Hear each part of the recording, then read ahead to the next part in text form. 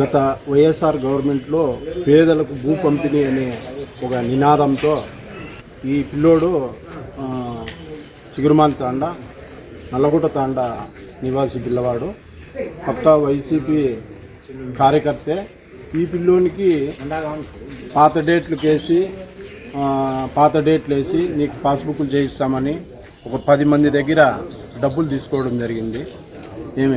వీళ్ళు నా దగ్గరికి లోన్ కోసం అని వస్తే, నేను కోఆపరేటివ్ చైర్మన్గా గులాల్ చెరువు సొసైటీ చైర్మన్, నా దగ్గరికి లోన్ కోసం వచ్చారు వీళ్ళు.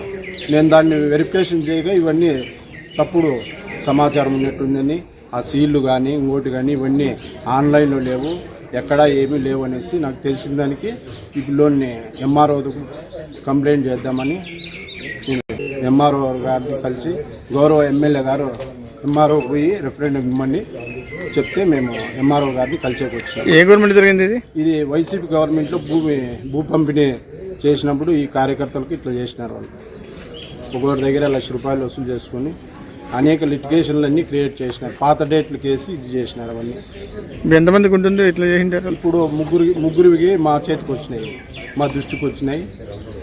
ఎంఆర్ఓ గారికి విన్నవిస్తామని మేము ఇక్కడ కలచడానికి వచ్చినాము. మా ఎమ్మెల్యే గారి దృష్టికి కానీ తీసుకెళ్ళినాము.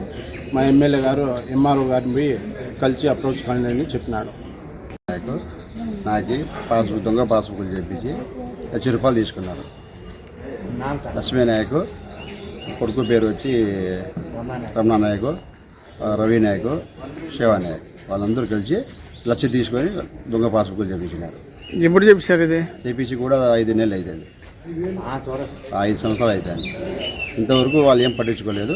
అమౌంట్ చేసినారు. ఏమైనా లెక్క వెనక్కి ఏంటంటే, నువ్వు కేసు పెట్టుకోపో, ఏం చేసుకోపో, ఛాతీలు చేసుకోపో అని చెప్తుంటే, ఏదో నేను ఎవరో ఎవరు పట్టుకొని ఇట్లా చేసుకుంటున్నాను.